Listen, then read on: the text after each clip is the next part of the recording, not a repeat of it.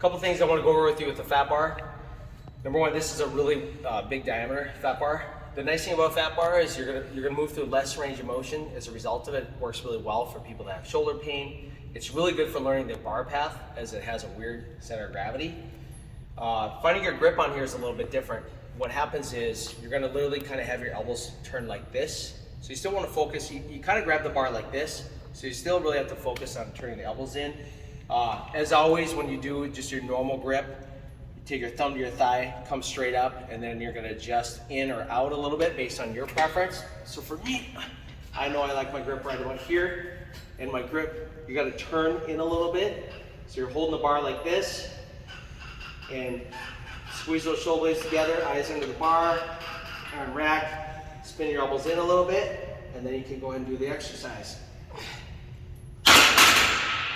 So I'm going to teach you how to find your optimal grip for just normal benching, whether it's a flat bench, barbell benching, barbell incline, barbell decline, and I'm also going to show you close grip. So I'll show you how to do both of these in this video, in this segment. And typically at Higher Power, we typically favor more of a moderate grip. We don't like to go super wide, we don't like to go super narrow.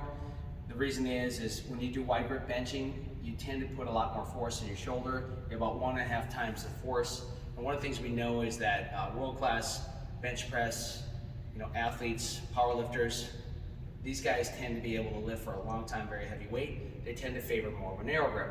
So we tend to do a little bit more of a narrow grip.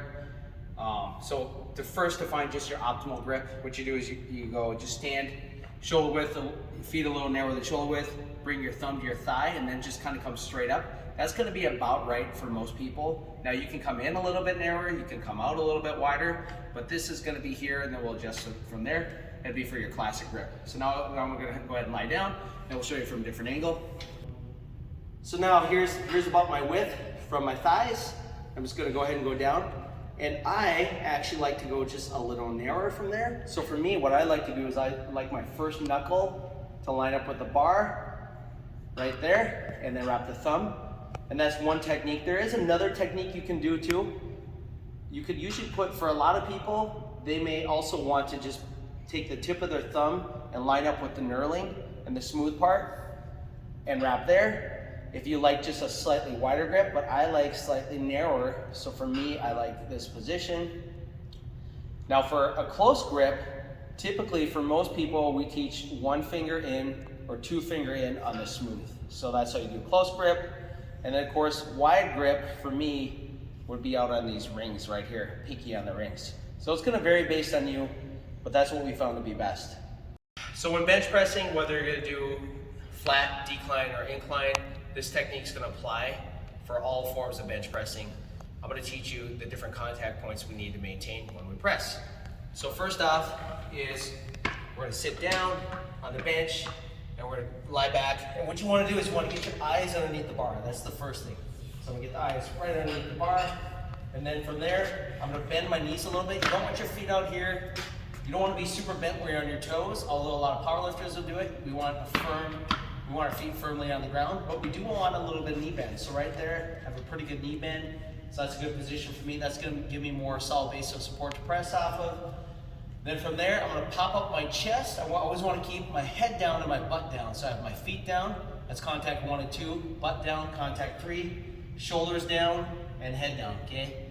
Now, next thing I'm gonna do is I'm gonna squeeze my shoulder blades together, really, really tight. That's really important that you always keep your shoulder blades anchored. So squeeze together, I'm gonna get my grip, and then from here, I'm gonna press up the bar. If you have a spotter, it's always good to have a spotter on the bench, not only in case you get stuck, but it does save your shoulders. If you're always unracking on your own, it's a little bit harder on your shoulders over time. So first thing I'm gonna do is I'm gonna press up, straight, bring the bar straight forwards. I'm gonna turn my elbows in a little bit, and then I'm slowly gonna come down either to the chest, or the biggest thing is range of motion. We always want a pain-free range of motion. Ideally, we're coming down to that chest, but if you're having a lot of pain, then you should use a range of motion that would be different for you. Maybe you would put a towel on your chest, or a board, or you would just simply stop. We want maximum pain-free range of motion. And another thing too, as far as with this grip, I always want, when I press, you don't want your elbows flaring out with any type of grip, okay? Whether you're super wide or narrow, you always want your elbows turned in a little bit. As you press, your elbows are turned in as opposed to being up here. If your elbows come above your 90 degrees, you're gonna have a lot of pain in your shoulder. You're gonna create shoulder problems in your shoulder. So keep your elbows down, below your shoulder, ideally somewhere between a 45 and 60 degree angle. One thing we should talk about is bar path too. What happens is when people press, a lot of times they're gonna press in their arm, they're gonna press forwards, they're gonna press up and forwards like this. You can see my arms at an angle towards my body as opposed to being 90 degrees. What you wanna do is keep your shoulder blades tight. You're gonna come down and the bar is gonna come down and slightly forwards. And then as you press, you're gonna press the bar up and slightly back. Down and slightly forwards, up and slightly back. But as you're pressing, your forearms should be vertical at all times. So what you want to avoid is, avoid pressing forwards like that. Forwards like that. That's really hard on the shoulders and you have no leverage. Instead, keep your elbows under the bar at all times. Press up and slightly back, down and slightly forwards. And what you're doing is you're literally approaching, in the flat press, you're going to be approaching your sternum.